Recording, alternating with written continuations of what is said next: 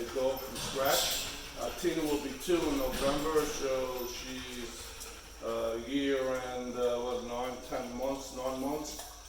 And so she had no formal training previously, only a little leash work for her show that she used to participate in back in Europe. And so other than that, she, as far as I could tell, had no training whatsoever. So I've been working on her, as you know, if you've been watching the series on the sit, right? So if you've been watching, you also know I was having some difficulty. Tina was reluctant to sit, even after she understood the command. And so a few things have happened, right? I've just been doing some off video healing with her, and then gradually trying to get her to sit. Well, it was the same thing over and over, right? So the other night, I was outside with the dogs and I was sitting in a chair, and then I called Tina over to me. They were out there playing, and now so I'm down at her level kind of, and I noticed that I called her and she came right away, and then I had her sit and she did sit. So I thought, well, that was interesting, because while she's on the leash next to my side, maybe it's imposing. I'm 6'4", and she's down there, I'm up here, and maybe she's just uncomfortable, even though I've never been mean to her, any of my dogs for that matter, but I guess it can be an imposing thing nonetheless, right? So I don't want to get her in that stressed state of mind. So even though my intentions are good and I have not mistreated her, yet it was a stressful thing to her to have to sit, and to some degree she's giving up the sit and the down. I would say it this way maybe. That's a submissive command. You're giving up more of the possibility to take off if there's trouble or whatever, even though she's never had trouble with me. But it's instinctive with the German Shepherd, definitely, to be on guard and on the ready, right? So to give that up and to sit, and even more so to down, is something they're thinking about, right? So I think a little bit of that was in play. My wife also said last night that she was out in the yard with Tina, and she called Tina, and she told Tina to sit, and Tina sat right away. So what I'm doing this morning is I have some hot dogs that I cut up instead of the bacon treats that I get, the canine carry-out bacon treats, which are great for training. They're a quick, soft treat. The dogs don't have to chew and chew and chew. They get the flavor, and you get their attention with that, and that's all fine and well. But a real hot dog treat here. Cut up some good, great hot dogs, and I think that that might get her attention a little more. And she has been a little more responsive in those couple of incidents. So I want her to be unstressed as we're doing the exercise. And of course, if you're training your dog, you want to keep those same things in mind. And I would just say, finally, before we get underway, is that you can train an older dog, and we will continue to do that with Tina. But the thing is that sooner is better, right? So yeah, you can train an older dog, but it's better to get them when they're younger if you can. So, and that's my mistake here with Tina, and I had one other dog that I went through that with as well, that I did have for 8 weeks, and I was just, I was just very busy with the kennel, and I did not get around to training her. So that's on me, no excuses there. So the effect was very similar, actually, as with Tina. And so we'll continue here at this point and just see what type of response we can get from Tina. And so I'll try a little heel, back and forth, and then see if we get her into the SIT. Good girl, Tina. Okay. Good girl. Good girl. So she knows I have these hot dog treats in my hand. I gave her a few already. I had to try to get her to sit on leash with them. Yep.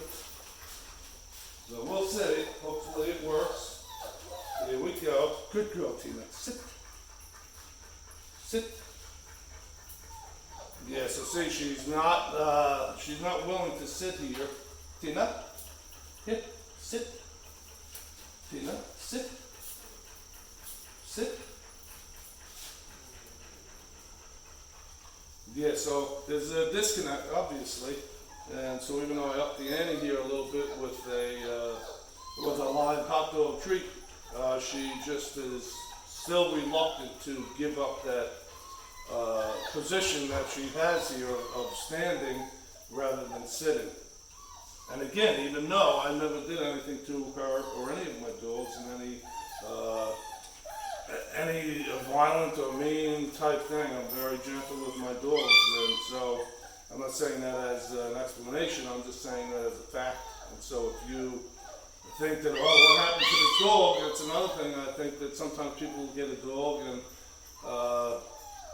I think when you get a dog, especially rescue dogs, people can assume the worst a lot of times, if the dog was mistreated. And well, not being socialized to a point, neglected in that way, is mistreatment. And then there's, of course, the next level there of actual physical abuse, verbal and physical abuse, which are totally unacceptable, right? But the point is that a dog may never have been mistreated, may have been neglected and not physically mistreated, neglected, not unsocialized, but that's not true of my dogs. Very socialized with me and my wife. Here she goes, she sat. And so, and of course with the other dogs, I say that, you know, they have a lot of interaction. They're great with each other, a lot of run and fun and play. And so between that, the dog interaction and all, and then my wife and myself, people over all the time, Tina is just as sweet as can be. So whatever this whole dynamic is, I'm not really sure, but I do know that it's stressful to her and that I have to gain her confidence where it's not a stressful situation. So again, you sort of just sit at my side as I was talking. So, but I want it to be on command, right? Not to be, you know, over her and all that type of stuff, but just for basic training, you know, obedience. You know, there's a wild dog, which of course she's not, none of my dogs are, and then there's a dog that's not unruly, but it's untrained. And so if you go to a store or in your home and you need to tell the dog to sit or to lay down, just basically to stop, put it in that submissive position, which is what we're talking about. We do that with our children. If we don't, then, well, we won't get into those results that can happen. But it's good for the dog. The dog loves to have the boundaries and everything set. And so at this stage, it got to be where it's unfamiliar with her, but it's not unnatural. And so this is the whole thing, right? We're dealing with the animal. And certainly the German Shepherd, they like to please their handler. They like to have that relationship. And so while, yes, she has to submit to me, it's not brutality. It's you know, it's just a basic relationship, right? The mankind obviously is over the animals, without getting into that whole thing, but if you disagree, well, go ahead, but that's just a fact. And so I'm not, training is not being unkind to an animal. Actually, it's quite the contrary. Again, similarly with children, right? They let your kids run unruly, well then you only have yourself to blame when they are unruly. And so, anyway, let's continue a little here. I'll go back and forth a few times. May not get anywhere as far as her sitting spontaneously on command, but we will keep working on it. Good girl, Tina. Good, good. Come. Good, good. Oh, you're good. Yeah, good girl. Good girl. Okay, Tina, sit. Sit. Sit. Good girl. You know, Will said she's not leaning against my leg. Well, she jumped on my leg, but she had been leaning against my leg as she was sitting. That jump up was for the treat, right? Excuse me. So let's go again. Come on, Tina. Good. Good.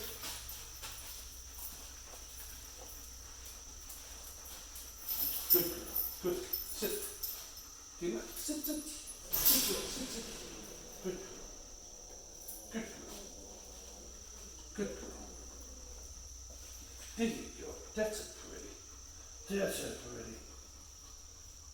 Yeah, so I don't think we accomplished much there, but I'm gonna try it again. I have to walk over and get a treat, but we'll come right back into it here. Bear with me. Come, go. Good, good, good.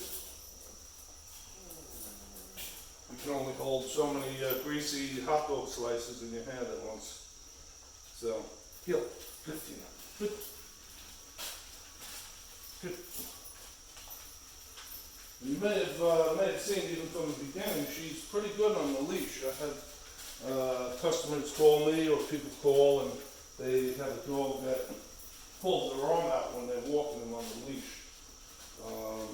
The heel, of course, is the key to taming that, but I believe the foundation for the other commands, the sit and stay and down, the heel is really essential.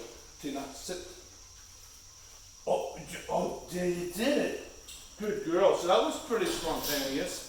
That's a good girl. I'm going to super reward her, and then I'm going to let her go. Good girl, Tina. Oh, good girl. So that was, to me, a breakthrough there with her, and it's just a matter of gaining her confidence, really, into something that with the German Shepherd is unnatural to give up that position of being in the stand, ready, you know, she can take off if she has to. It's just very natural, again, not that there's anything to fear here in the kennel, because there is nothing. The other dog, she's very confident with them and with me. You can see all the affection she gives me. So I'm very pleased that she did sit. The hot dogs, I think, kind of got her on track there with that. So I'm going to let her off leash. We'll conclude the video. Good girl, Tina.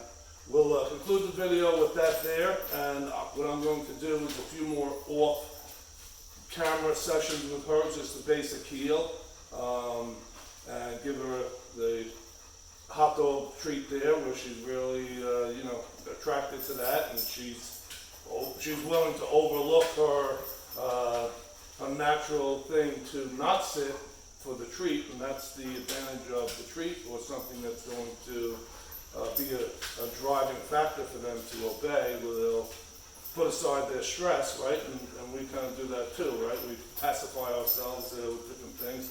And so, I'm not getting into a big psychology 101 here, but just saying some of these things are going on.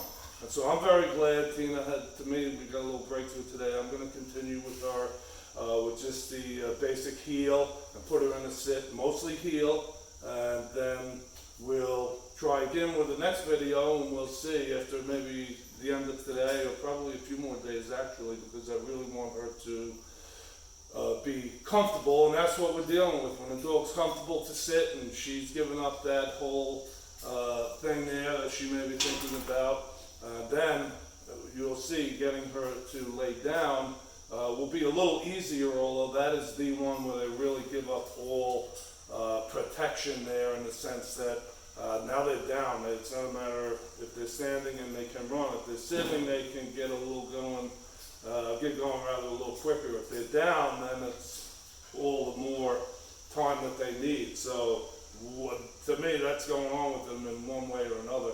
And so I don't want to say too much about it, and so I won't say any more.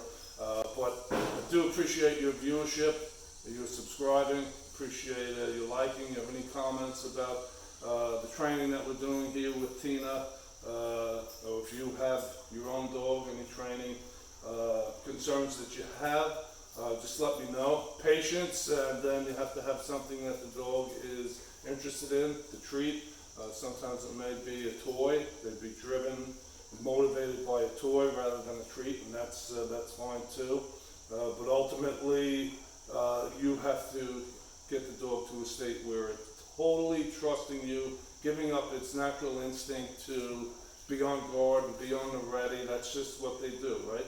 And there's nothing wrong with that. And you're not harming the dog, because in all other situations, it will resume that, right? But when you're handling the dog, it will be in that state of work, and that state of work is actually a very relaxed state. So to any people that think that it's cruel or that type of thing to have the dog on a leash and, you know, make it do all these things. Actually, it's very beneficial. It goes on every day.